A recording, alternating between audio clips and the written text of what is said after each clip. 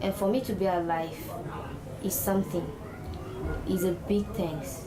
19-year-old Hassana Abdullahi and her 21-year-old sister Sadia both wear a gloomy expression.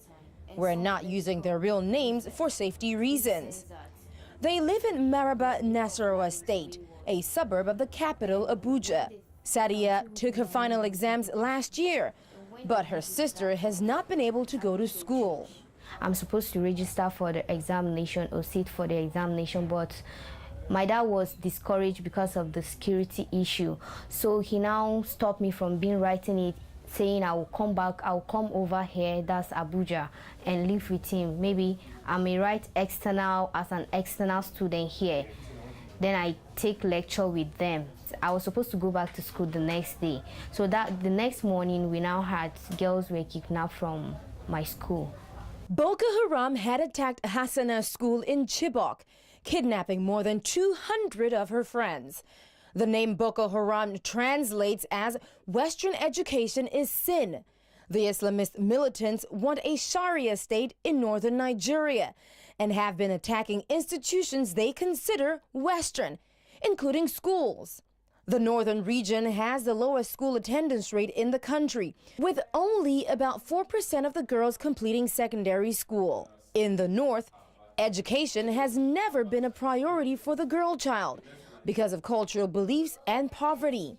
In at least 8 northern states, over 80% of women are unable to read.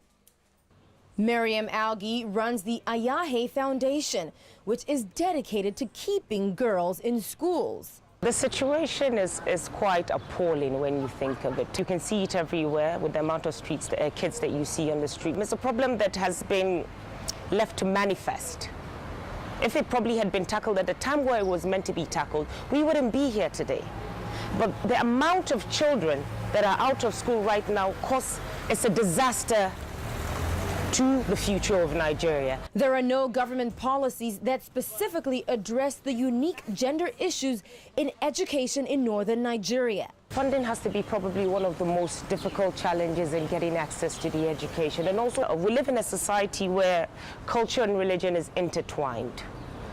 So breaking that barrier to making quality education accessible to these girls is one of the most difficult problems that we're facing. Until now, it's been a challenge implementing programs to enhance the education of girls and women in northern Nigeria, particularly in rural communities. But with the recent string of killings and kidnapping of schoolgirls by Islamist group Boko Haram, improving girl-child education may become all the more difficult. Adaure, Achumba, Maraba, Nasarawa.